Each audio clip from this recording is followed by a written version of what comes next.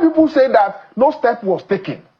Yesterday, the minister called the chief of defense staff before he left his office.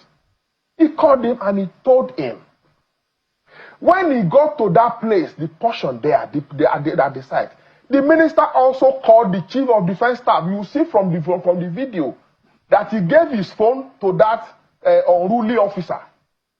You call him unruly? Yes, but he says, I'm coming because he was unruly.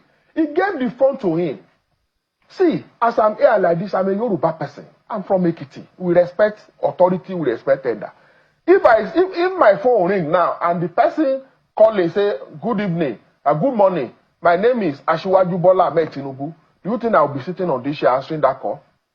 I won't. I will stand up. Yeah, but that is you. But, yes. That is your cultural... The minister gave him phone to talk to the CDS. And I saw the way there was no sign that this person was even talking to the CDS. He was normal.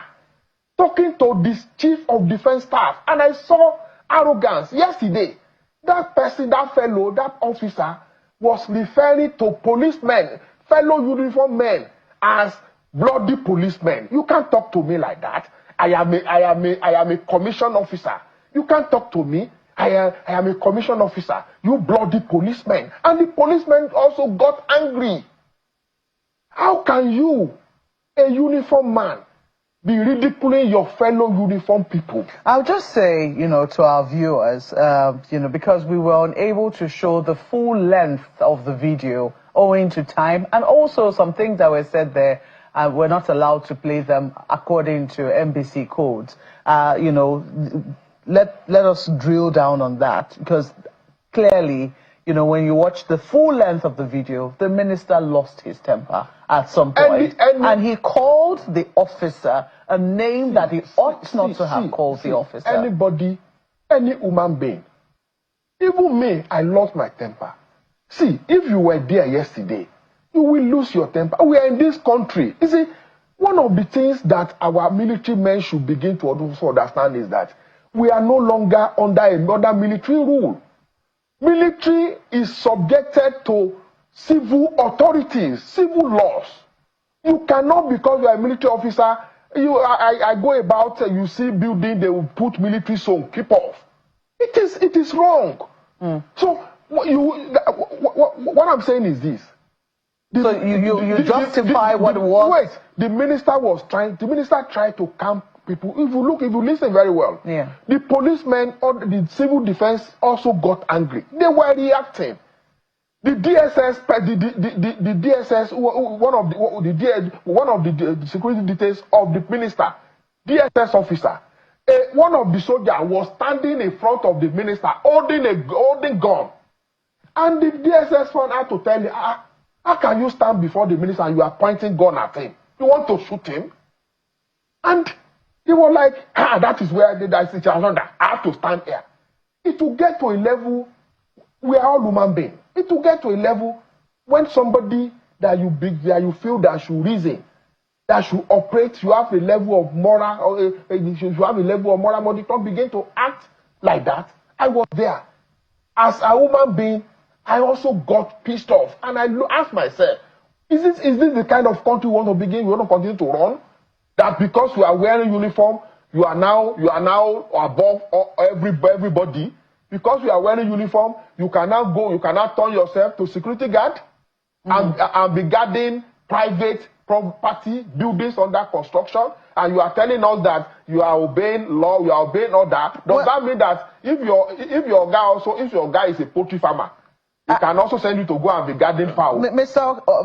Olayinka, I'm going to read, because since yesterday there have been quite a number of reactions to what transpired yesterday, rightly or wrongly.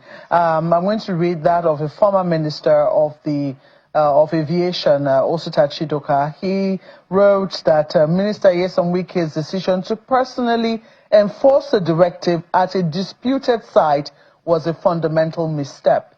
In constitutional democracies, power operates through institutions, not impulse. Executive authority must be exercised or adjudicated through the courts, ministries, and lawful instruments of state, never through confrontation. No matter how justified a grievance, a minister cannot become an enforcer that violates the very idea of ordered government. This is one of the reactions, and he was a minister. I do not know if you agree with it. But we've also seen the reaction of the former Chief of Army Staff, Lieutenant General Tukur Buratai, who also thinks that this is a security breach. I'm going to read what it is that he also said. I do not know whether you've seen some of these reactions. He said that the minister's conduct during the exchange transcends mere misconduct and undermines the authority of the Commander-in-Chief and the integrity of the armed forces. These are some of the things that they're now beginning to say, because they believe that the minister ought to have recognized that he is a commissioned officer in uniform, and maybe at that point ought to have withdrawn. What are your thoughts on that? Well, let me first of all react to the statement by the former Chief of Army Staff, Tukur Buratai. See, when I read that statement coming from him, I was like... Oh, you've seen it? I've read it. I read it. I saw it yesterday. And I was like, the former Chief of Army Staff is more concerned about talking to a uniformed man. He's not concerned about somebody, uniformed military men, who should be at the war front, naval officer, who should be at the Chad Basin, confronting terrorists, being converted to private guards guarding uncompleted building. Which one is a security threat to Nigeria? Between soldiers trained to defend Nigeria, now be converted to security guard, may guard, let me use the word, may guard. That's very disrespectful of our military, Mr. Olayinka. And we do know that military men also safeguard property. That's exactly what they went to do. Uncompleted building. You see, you can safeguard property. You don't, where people are living there, no property under construction.